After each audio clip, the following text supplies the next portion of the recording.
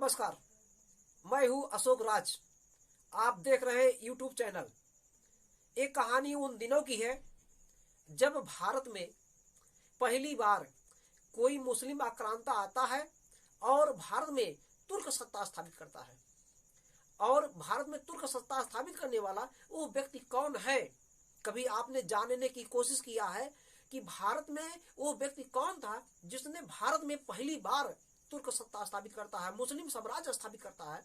वो था कौन व्यक्ति? वो एकमात्र गुलाम था, एक दास था किसी का, जिसने सत्ता स्थापित किया है। भारत में पहली बार मुस्लिम सत्ता स्थापित होता है। उस व्यक्ति का नाम था कुतुबुद्दीन ऐबक। एक गुलाम था, गुलाम माने दास। किसका दास रहा होगा? किसका दास था? मोहम्मद गोरी का दास था। और भारत में पहली बार तुर्क सत्ता स्थापित करता है। तो भारत में अगर हम बात करेंगे, तुर्क सत्ता जो स्थापित करता है, उसके बाद में उसका पुत्र चला जाता है, फिर उसका दामाद इल्तुतमिश गद्दी पर बैठता है, उसका दामाद। तो जब कुतुबुद्दीन ऐबक शासन कर रहा होता है, उसके बाद में आराम शाह शासन कर रहा होता। शासन जरूर की है कुतुबुद्दीन ऐबक और आराम शाह ने, लेकिन ज्यादातर जो देख रेख का जिम्मा था, ज्यादातर जो कार्य करते थे, भूमिका जो में निभाते थे, वो दो अमीर थे। वो दो अमीर कौन थे? एक का नाम कुतुबी, दूसरे का नाम मुइज्जी। ये दोनों अमीर जो है शासन की बागडोर को अपने हाथ में लेकर के चलते थे। और इल्तुतमिश कुतुबुद्दीन ऐबक और आराम शाह उन्हीं की इशारे के आधार पर काम करते थे। इसीलिए इल्तुतमिश ने वो दो अमीर मुइज्जी और कुतुबी के प्रभाव को समाप्त करने के लिए, नष्ट कर देने के लिए, हटाने के लिए, भाई राजा हम हैं तो हम अपने हिसाब से काम करेंगे, इल्तुतमिश का कहना था। अमीरों के हिसाब से नहीं काम करेंगे, जो अमीर लोग हैं।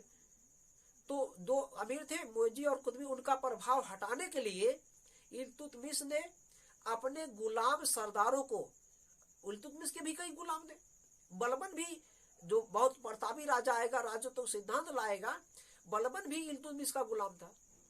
अपने जो विश्वास पात्र गुलाम थे, दास थे, उन्हीं को मिला करके इल्तुतमिश ने 40 लोगों को मिला करके एक नया दल बनाया। कुल मिला के जैसे मंत्रिमंडल होता है, आज का मंत्रिमंडल होता, कैबिनेट होता है, मंत्री परिषद होता है, मंत्रिपरिषद से ही मंत्रिमंडल आते हैं।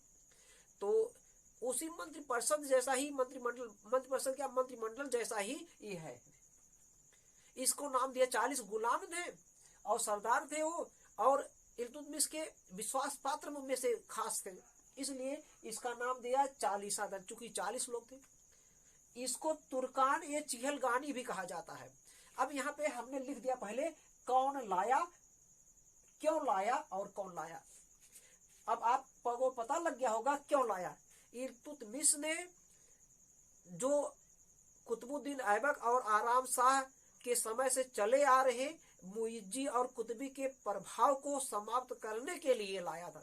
किसने लाया था? कि कौन लाया? इल्तुतमिश ने लाया, तुर्कान चिहलगानी। क्यों लाया? क्योंकि इसके पहले शासकों में, यानी कि कुतुबुद्दीन ऐबक के समय और आराम शाह के समय, इन दोनों अमीरों का बोलबाला था। जो अमीर लोग ये कहते थे वही कुतुबुद्दीन ऐबक ज्यादातर और आराम शाह करते थे। उनके प्रभाव को समाप्त करने के लिए 40 दल का गठन किया। ये 40 दल कौन है? ये उसी के इल्तुतमिश के गुलाम लोग हैं, जिनको बाद में सरदार बनाया गया है और बाद में इनको विश्वास पात्र थे। और ये 40 दल केवल इल्तुतमिश को ही अपना स्वामी मानते थे, स्वामी भक्ति उनकी प्रति अटूट की भरी हुई थी। तो क्यों लाया? यानी कि अमीरों के प्रभाव को समाप्त करने के लिए इल्तुतमिश ने लाया। कौन लाया, क्यों लाया, क्लियर हुआ। आगे हमें क्यों समाप्त किया और कौन समाप्त किया। अब इसी 40 दल का सदस्य था, 40 दल का सदस्य था। कौन सदस्य था? बलबन 40 दल का सदस्य था और युवा नेता था और इल्तुतमिश का गुलाम था। इल्तुतमिश के मृत्यु होते ही बलबन ने अपना प्रभाव जमाना शुरू कर दिया, जितना प्रभाव हो सके। आज के समय में भी मंत्रिमंडल में ऐसा होता है, अगर पीएम का पद कमजोर है, जब मंत्री पीएम माने प्रधानमंत्री, जब प्रधानमंत्री ढुलमुल की सरकार बनाता, लोटपोर की सरकार बनाता, या कहिए त्रिशंकु की सरकार बनती है, यानी गठबंधन की जब सरकार बनती है, तो पीएम की स्थिति कमजोर होती है। जो लोग मिलके बनाए हैं, जो बीच में प्रधानमंत्री को अपने हाथ में मुट्ठी करते रहे।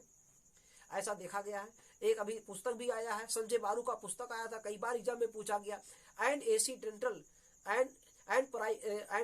प्राइम मिनिस्टर, इस तरीके का कोई पुस्तक है, and accidental prime minister of India, and accidental prime minister of India, Sanjay बारू की पुस्तक है, कई बार एग्जाम में पूछा गया है। जब पुस्तक आया था संजय बारू की पुस्तक and accidental prime minister of India, तो जब कई लोग मिलकर बनाएंगे तो प्रधानमंत्री उन्हीं के हाथ की कठपुतली बनता है। मुख्यमंत्री की अगर बात करें, मुख्यमंत्री भी कठपुतली। तो इसमें क्या है, क्यों समाप्त किया? बलबन भी चालीसा दल का सदस्य था, और बलबन इल्तुतमिश के मृत्यु के बाद में ज्यादा से ज्यादा प्रशासन में काम यही करता था। तो इल्तुतमिश के मृत्यु के बाद में फिरोज शाह रुकनुद्दीन को भी गद्दी पर, रुकनुद्दीन फिरोज शाह को भी गद्दी पर बैठाया, फिर हटाता है। रजिया आती है, रजिया के बाद में बहराम शाह आते हैं, बहराम शाह के बाद मसूद शाह आते हैं, मसूद शाह के बाद नसरुद्दीन महमूद आते हैं। नसरुद्दीन महमूद के समय तक जो है, जब तक बलबन गद्दी पर नहीं बैठता, एक को बनाता उतारता, इसका मतलब बलबन किंग मेकर का काम कर रहा था। बलबन किसका काम कर रहा था? किंग मेकर का। एक को बनाता, एक को बिगाड़ता, हटाता रहता, और सबका अंत में वध भी करवा देता, उनको मृत्यु के घाट पे उतार देता। तो मृत्यु जब हो जाता था, अंत में बलबन गद्दी पर बैठा। बलबन ये जान रहा था कि यही चालीसा दल का प्रभाव है सुल्तान पर। इल्तुतमिश ने तो अमीरों के प्रभाव हटाने के लिए लाए, लेकिन इल्तुतमिश के मृत्यु के बाद में शासन व्यवस्था पर जितने लोग हुए हैं, सब पे प्रभाव कौन जमाया? यही चालीसा दल का, चालीसा दल के लोग। अब इसमें चालीसा दल के लोगों में मुख्य रूप से बलबन खुद है। तो बलबन ने जो है सबसे पहले क्या किया है, इसी चालीसा दल के सदस्यों को ही समाप्त किया। क्योंकि बलबन के समय कई सदस्य जो चालीसा दल के थे वो मर गए थे, लेकिन जो बचे भी थे उनको एक एक करके जो है अपने राजत्व के सिद्धांत के तहत उनको एक एक करके, किसी को कोड़े से मरवाया, किसी को जन सामूहिक के सामने कोड़े से, किसी को लटकवा दिया पेड़ काट करके, हर तरीके से सबको जो है न्याय के हिसाब से देने के लिए जो कार्य किया, दिखाना था न्याय, इनडायरेक्ट में सबको हटाना था। और उसी के इक्वल में पद भी ला दिए थे, चालीसा दल के इक्वल में दूसरा पद, तो अपने आप समाप्त हो जाता। तो कौन लाया है, कौन समाप्त किया भैया, और क्यों समाप्त किया? बलबन ने। बलबन ने समाप्त किया क्योंकि बलबन ये जान रहा था, बलबन खुद चालीसा दल का सदस्य, बलबन जान रहा था कि इसी चालीसा दल के लोगों को का ही प्रभाव है, इसलिए चालीसा दल ही पहले समाप्त हो। यहाँ तक क्लियर हो? अब सवाल इसका लाभ क्या हानि है? लाभ यही है कि इसके रहने से देखिए प्रशासन में कई प्रकार के जो कार्य हो रहे थे, आपने देखा कि सब ये मंत्रिमंडल के रूप में काम कर रहे थे।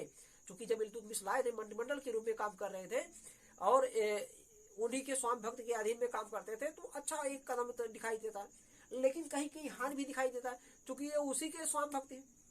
तो जो इल्तुतमिश चाहेगा या जो बलबन चाहेगा, तो अब राजा स्वतंत्र हो गया। जो चाहेगा इल्तुतमिश स्वतंत्र, जो चाहेगा वही करेगा, और अंत में करता है बलबन वही करता है जो चाहता है। तो हानियां एक हिसाब से, और राजतंत्र पूरा निरंकुश राजतंत्र बलबन ला दिया है, चालीसा दल को समाप्त करके निरंकुश राजतंत्र ला दिया है। केवल अल्लाह के नाम पर जो है, खुदा के नाम पर, अल्लाह के नाम पर जो है सब कुछ करता है। इसीलिए उपाधि भी धारण कर लिया है, नियाबत ए खुदाई। नियाबत ए खुदाई का मतलब होता है अल्लाह का क्या है? प्रतिबिंब है, प्रतिनिधि है। और दे दिया जिल्ले इल्लाही, जिल्ले इल्लाही यानी कि अल्लाह का प्रतिनिधि है। और क्या नाम दे दिया? जिल्ले इल्लाही, और दूसरा नाम है नियाबत ए खुदाई, जैसी उपाधि लेता है। तो तानाशाही पूरा ला दिया है, ज्यादा से ज्यादा निरंकुशता ला दिया है। स्वयं शराब नहीं पीता था राजत्व में, आप पढ़ेंगे, दूसरे को न पीने देता था, सब प्रकार के नृत्य गान संगीत सब बंद कर दिया था पूरे साम्राज्य में। और साथ में क्या करता था कि कोई भी कार्य बिना उसकी इजाजत के हो ही नहीं सकता था, अनेक प्रकार से लाता है। तो चूंकि निरंकुश जो सब दिखा रहे हैं, सब हानि भी दिखा दीजिए। और फायदा क्या रहा कि उसके रहने से जो अमीर लोग थे, अमीरों का प्रभाव हट गया था, इसके प्रभाव में लोग काम करते थे। तो कुछ फायदा कुछ नुकसान दोनों लगा जाता है। अब हमको अपना अप्रोच देना अंत में। धन्यवाद। वीडियो को लाइक करिए, शेयर करिए, सब्सक्राइब करिए।